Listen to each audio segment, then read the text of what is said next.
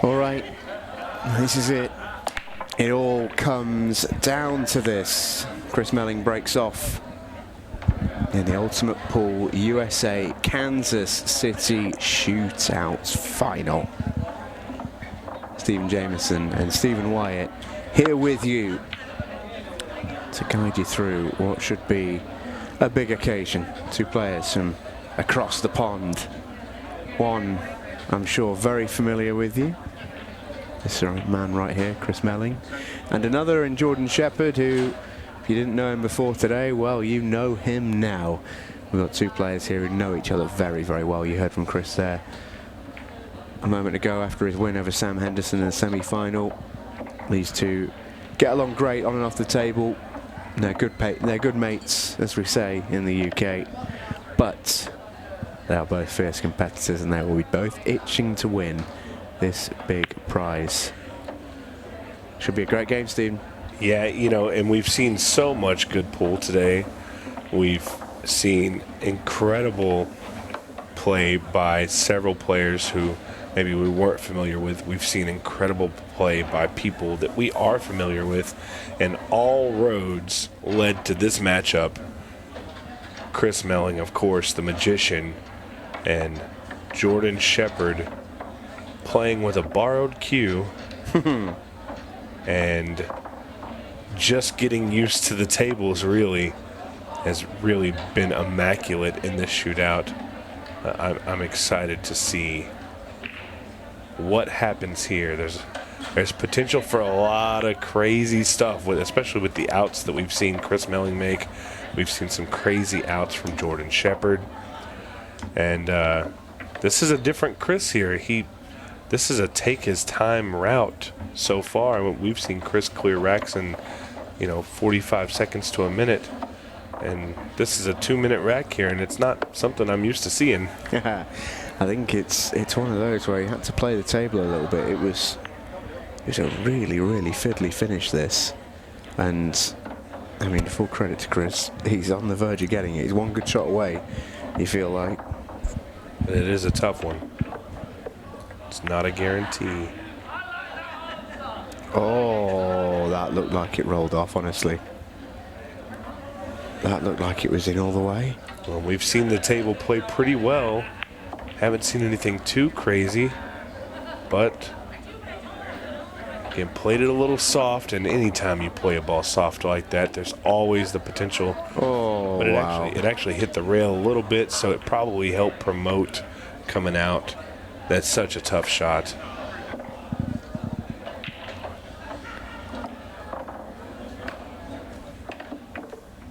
And Jordan here with a stolen opportunity. Yeah, and you've got to think about it from Jordan's perspective. He's not going to feel any sympathy whatsoever to Chris Melling's plight. That's not his job in this final. You could see how quickly he was up to the table when Chris, tentative to use the word, missed that 4-ball. It's a big moment, this, even in the early going. That's a lovely shot. And that looked like somebody who's been playing on a Valley bar table for years played that shot. Jordan really getting comfortable with the way the table moves, the way the balls move.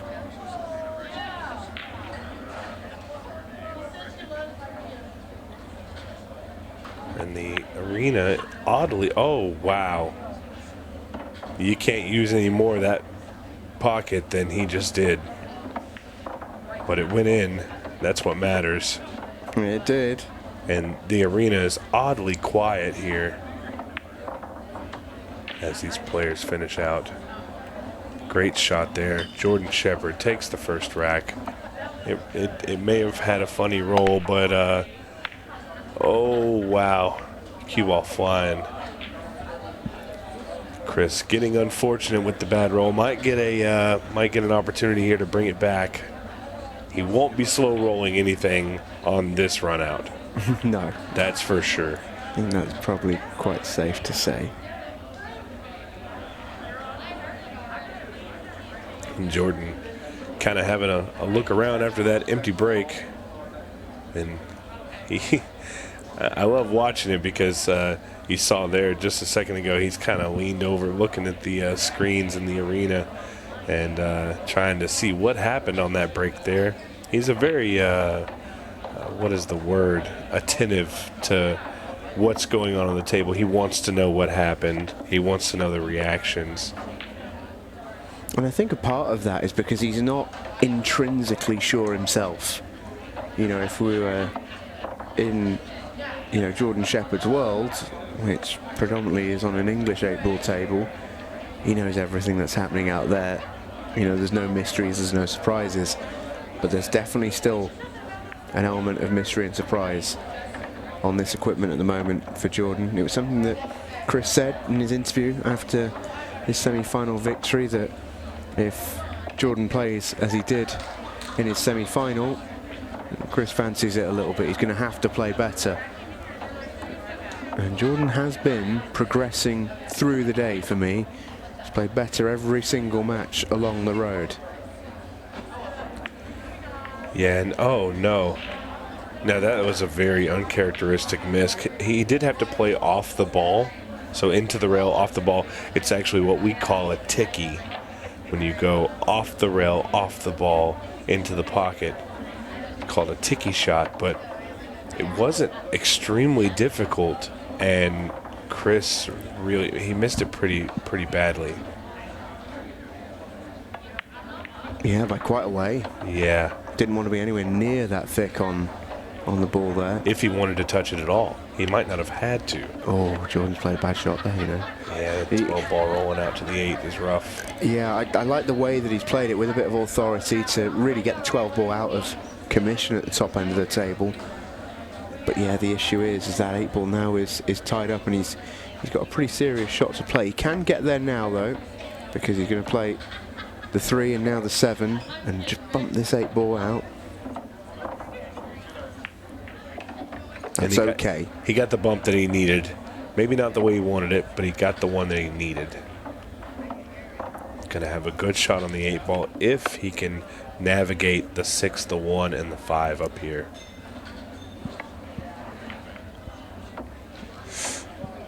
Ooh. It's a bit smelly. Yeah, this is tough because He's your on the rail as well. angle is to move forward off the 5, and if you do that, you have a chance of scratching here. Did he try to play the combo? I'm not too sure, in all honesty. I'd love to see a replay of that one. He's had a bit of a nudge, actually, with knocking the 15 towards the 8 ball. Anytime you jack up on the ball, it's very difficult to aim where you want to. But I really think that was just a mishit on his part. He wanted to shoot the 1 in the corner. And Chris probably feeling pretty fortunate to be back at the table here. It's a confident stroke, isn't it, from Chris? You can see how far he's pulling the cue back. It just shows a player is in complete control and rhythm, complete confidence in what's about to happen. 1-1. You know, they're both buddies. But you don't want Chris to get comfortable. You don't want him to be joking and playing around and stuff like that, because that is the Chris Melling that ends up on highlight reels everywhere.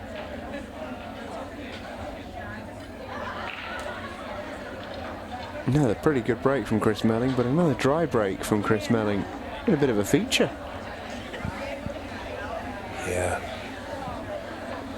Chris definitely not happy with that. Well, we are tied 1-1 with 21 minutes on the clock. I know you're keeping an eye on that match clock. I know you. I want it to happen. I want it to happen, Stephen. So yeah, less than 21 minutes remaining. We are a race to 6. You know, I had Cleve in here with me for just a little while, Cleve Thompson, and he spoke on the fact that while Jordan does do well in the shootouts, he does not like them at all. So it would be very interesting to see. And, you know, to think about it, we haven't seen in Ultimate Pool USA, we haven't seen a Chris Melling 6-ball shootout. So getting something like this here. That would be fun. Long ways away, though. Lots of pool. Well, I'm not surprised to hear Cleve say that, because Cleve quite, I would say infamously actually, beat Jordan Shepherd in a 6-red shootout earlier on this year in a real, like, wow result. Yeah.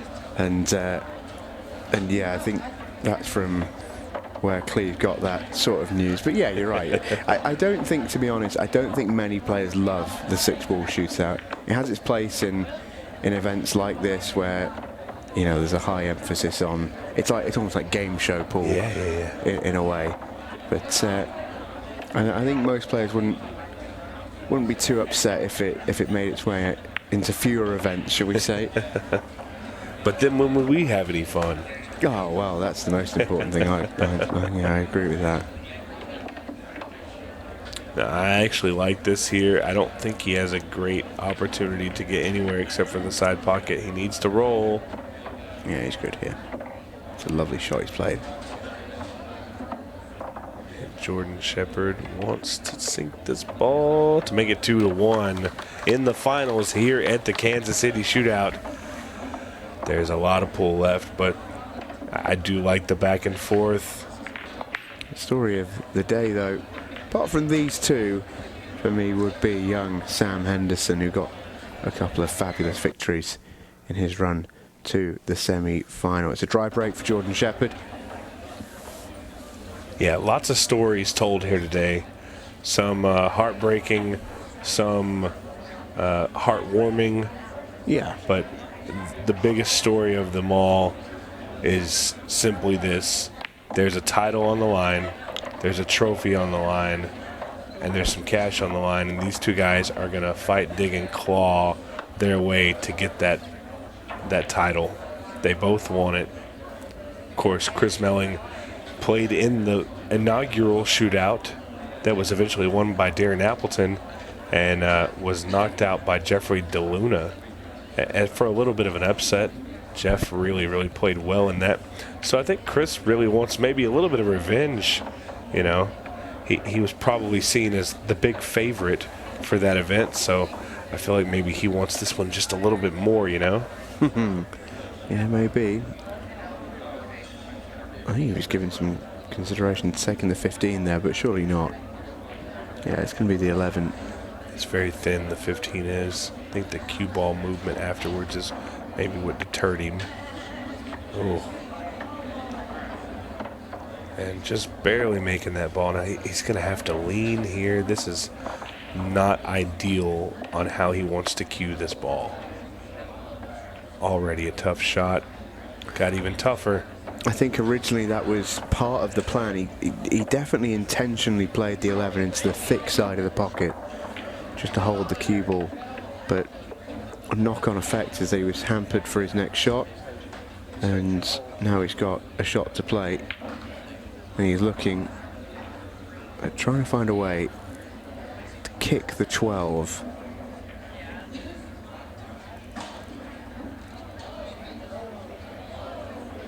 He is a master at this sort of shot. I'm surprised they don't call him the kickboxer with the way he kicks. But the magician works all as well. Oh, he wasn't far away from that, you know, Steve. He was trying to make that off the 5. Clip it off the 5 and go inside. Yeah, he was very, not far away from that at all. And I think the biggest part of this is he's left Jordan a very tough shot on this 2-ball. Watch how close he gets the 5 in just a moment here when he plays the shot. Really well. We'll see it in a minute, I'm sure. But he really was not very far away. That was the shot that got him into all the trouble. Oh, Jordan's going to play safe here. He's brave. Playing safe on Chris Melling. Yeah, he knows better than most how good Chris is at getting out of snookers. He's not left anything nice, though. Yeah, the kick on the top ball there, the 12, is not great. Chris is looking to kick behind the 8-ball into the 15, and it would actually promote shape onto a possible 12-ball at the top of the table. Oh, this would be pretty special. Look at the way he's striking this. Oh, again, he wasn't a million miles away. If the curve would have caught just a little bit later, I think he had a solid chance at making that ball. Ball in hand for Jordan Shepard. This is a big opportunity for Jordan. He needs to get out here to continue the play that he's at. He needs to keep the lead and extend it some. Force Chris to do what Chris does under pressure. I think the best thing that could happen for this game from a neutral standpoint was Jordan Shepard taking a lead. I would put Sheppy at a slight underdog coming into this final just because of Chris's expertise in this form of the game. If Comfortability on the table. The equipment, everything. Chris has played this a long time. Jordan hasn't. Using a cue that he picked up today. But for a neutral watching this final, Jordan Shepard going into a bit of a lead and putting Chris bang under pressure, I think is exactly what we wanted, because we've got ourselves a real match on our hands now. Yeah, we do. And with that being said, I'm going to talk about it.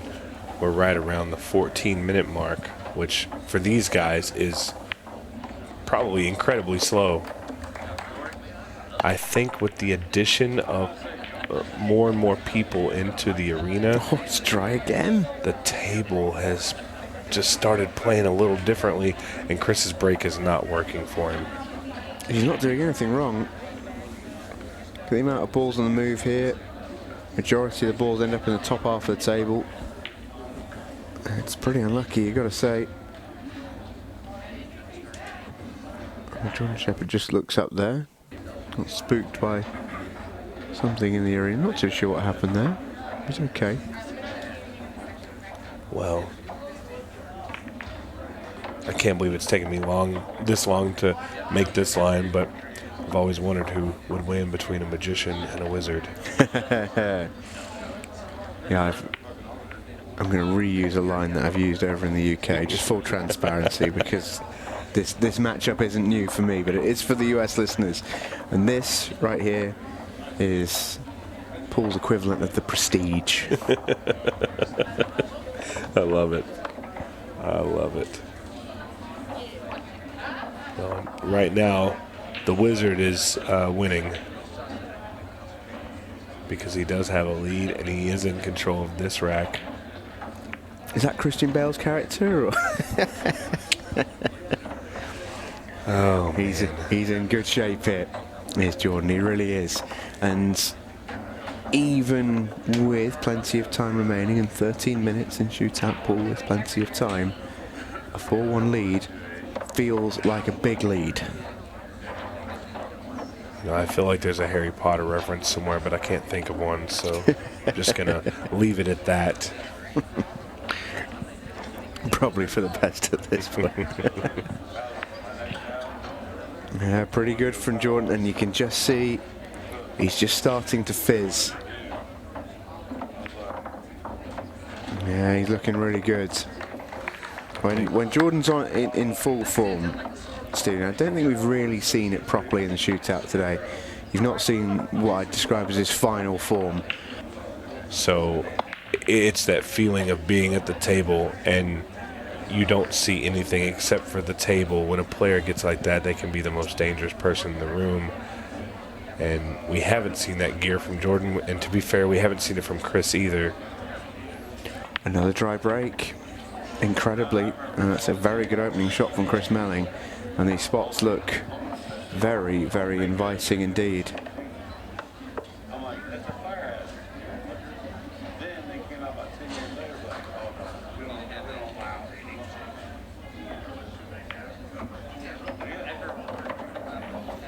Just wonder if, because that 8-ball, I just wonder if it's a little bit tight into the side pocket there.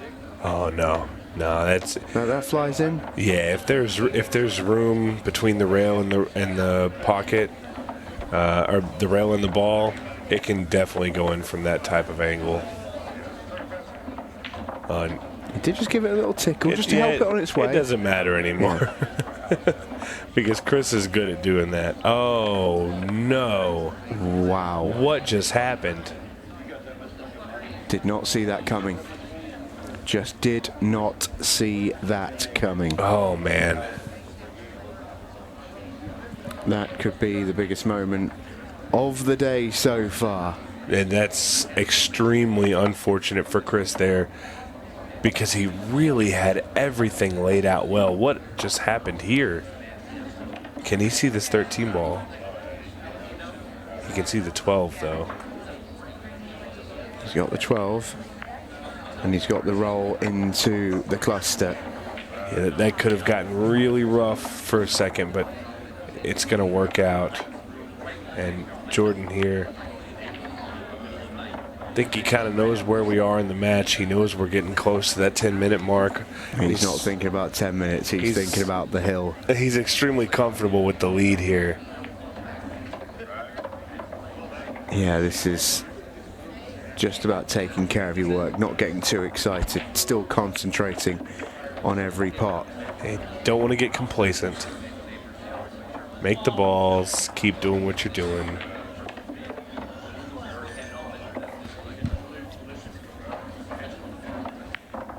Oh, that one he punched in pretty well. You do have to give this shot a little bit of respect into the side pocket. You cannot just feather it and hope it goes in. That's the respect it deserves. It's a big moment for that to happen. Difference between 5-1, 4-2, enormous. And he's still having no joy in his break. And Jordan Shepherd has the chance to win the tournament right now. He's looking at Stripes. And Stripes just looked real good. Yeah, and the way he's approaching the table now, he's oozing confidence. The end is in sight. It's like you can see the finish line, and he knows he's in a good spot here. Doesn't have much to worry about, just execute. This is just about keeping concentration. These are all there. Just hold your nerve. Ooh, got a big draw on that one. Don't think he expected that one. I think it's the first time he's played a draw shot all competition. Yeah. But we were playing around the other day, and he did say, uh-oh. Oh, now then. That changes things, but he can use the breakout right here. He can actually just move the 3 ball. If he can just move the 3 ball, he'll be fine. Big shot, though. He's going to have a bank.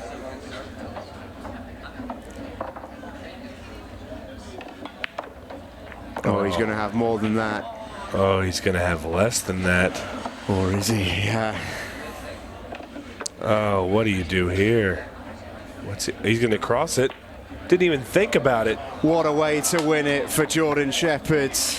The Welsh wizard conjures up an 8-ball that will live very long in the memory for him.